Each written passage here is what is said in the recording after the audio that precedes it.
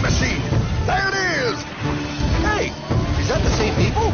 Rich banker men from Germany flying under the banner of the Red Shield. They finance both sides of the war. We must hurry. That's him, the Red Shield courier. Shoot him. No, I'm not shooting anyone. Damn it, Pie. What? He beat everyone back with the news of the war and told England that Napoleon won.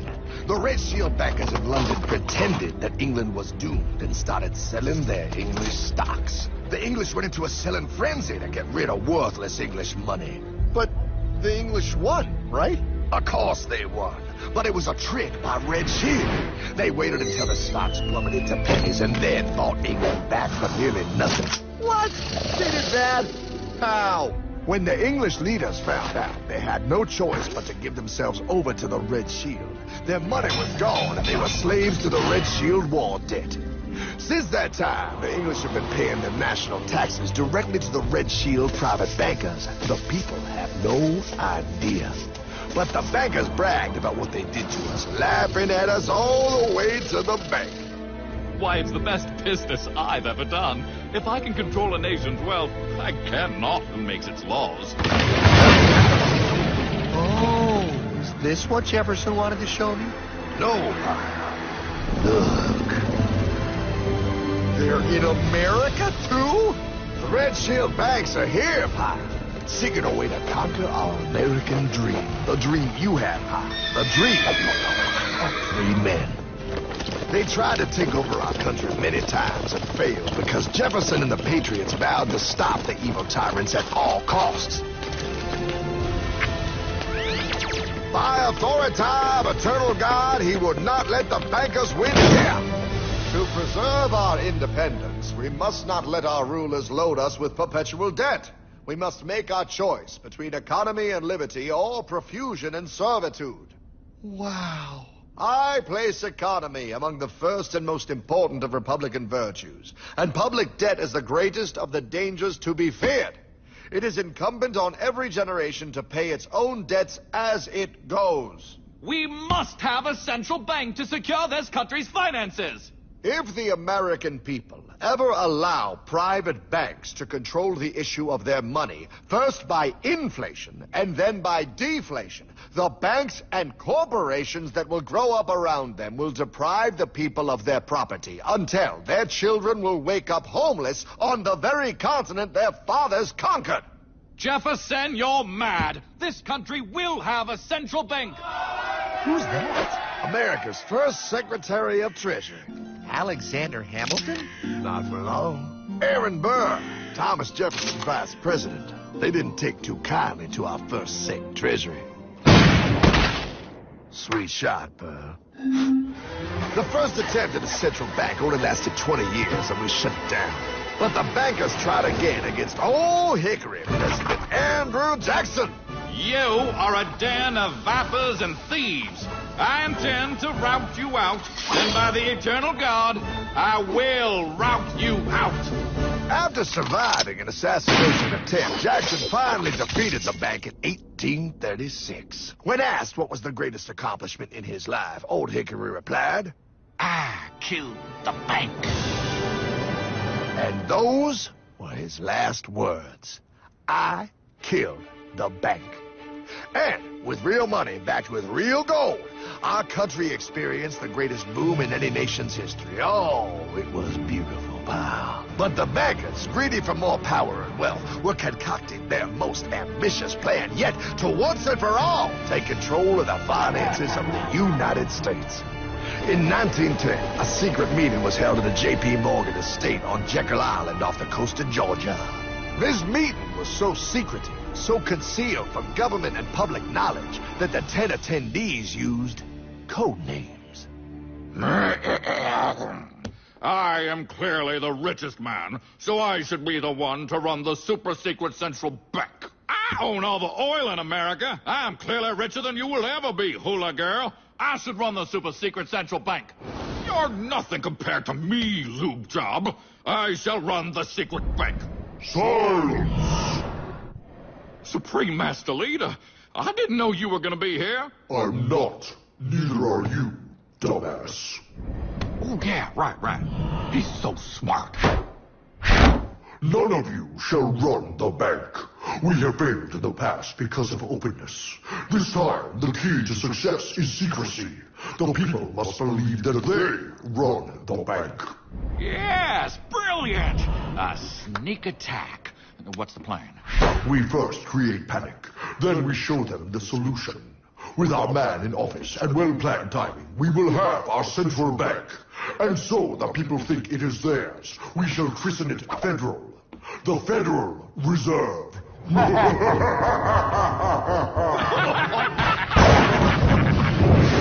They struck on December 23rd, 1913.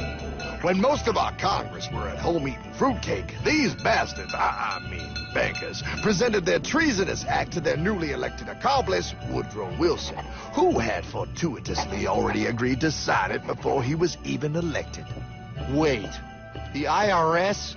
I thought we always had the IRS. No, pal. They did this to us, too. The Fed now has the exclusive power to print America's money. They loan this money to our banks and our government at interest, putting immediate debt on our own money, printing more and more, so each dollar they print becomes worth less than the one before.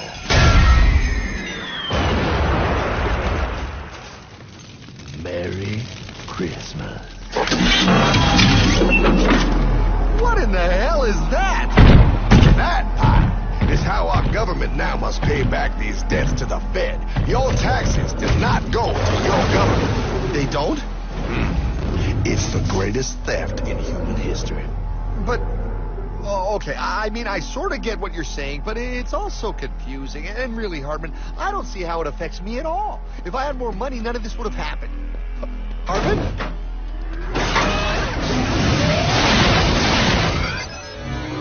1955? Wow, what are we doing here? Oh, a little bit of shopping. Here, hold this. Gallon of gas, 23 cents. Postage stamp, 3 cents. Ounce of gold, $35. Hot baby. Priceless. Best be getting back. Hey, Hartman! I need my car, man. Oh, was that Michael J? Yeah, he'll be fine. Now, pal, would you agree that you have the same exact things you had in 1955? Yeah, 1 stamp, 1 gallon of gas, 1 ounce of gold, and 1 home. Wow, we just made a lot of money. Gotta pay your taxes. Bet it's nice to have made all that money. Wait, that isn't fair. Now I actually have less money. I can't even go buy the things I just sold. The IRS and the Fed's inflation work together, pal. They aren't just taxing gain, they are taxing their inflation. You are no richer than you were in 1955. Now, does that sound fair or American to you? Yeah, but I mean, who doesn't hate taxes? I hate the IRS anyway. Pal, the higher they make the inflation, the more your money they take. It's thievery. You're not paying taxes on any more. You are paying taxes on the same. And now you have less. They take our property away right in front of our eyes, just like Thomas Jefferson said they would. What's that? Oh, they found us! Quick, my sword! What sword? We don't need your banking machine. I'll condemn you to die, damn it. Die! Pile! The Yankee bogey on my 9. Take him at his knees!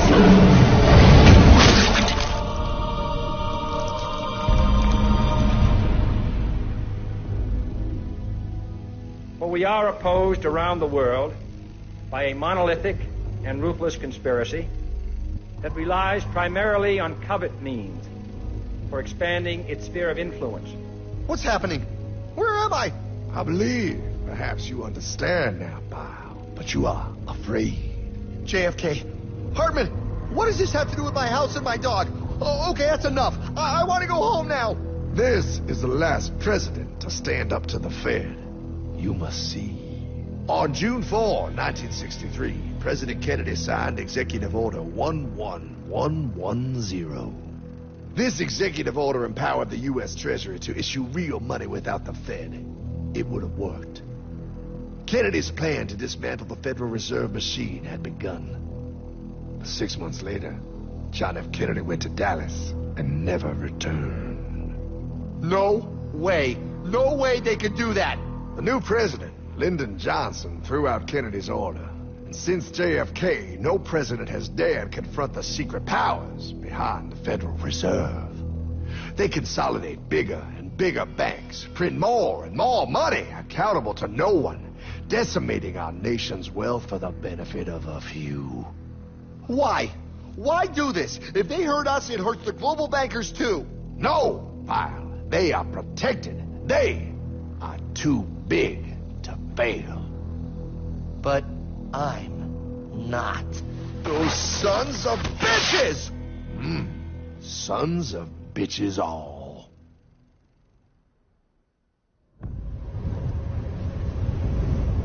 The day was cold.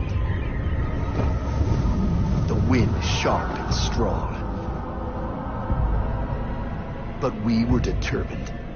The bankers and their parasites had us vastly outnumbered, but their hubris made them weak. Not like us. Not like this band of immortals we have assembled. We have come to take back our... Hardman? Is that... My dog. Oh, Then the inevitable. The money kings could ignore us no longer. They sent an emissary, a cog in their machine of greed to bring about our submission. Hank Paulson. Hardman, this is blasphemy. We own the corners of the earth. It is futile to challenge us. Oh, I've seen that look before. That of a predator taking in the scent of its prey. Bold, fearless, the look of a free man. You have come far, Hardman. Farther than most. Be smart now. Join us. We will bring you money, power, everything you want. You can be one of us, if you will kneel.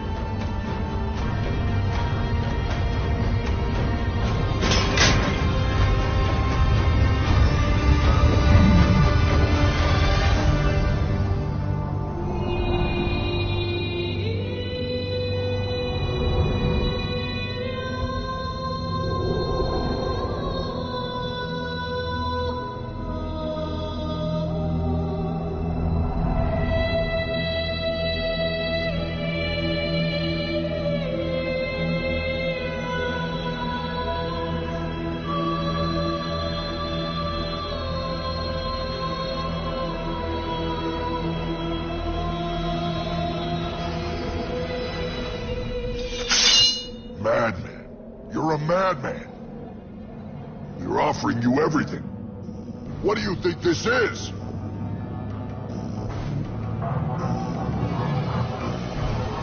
This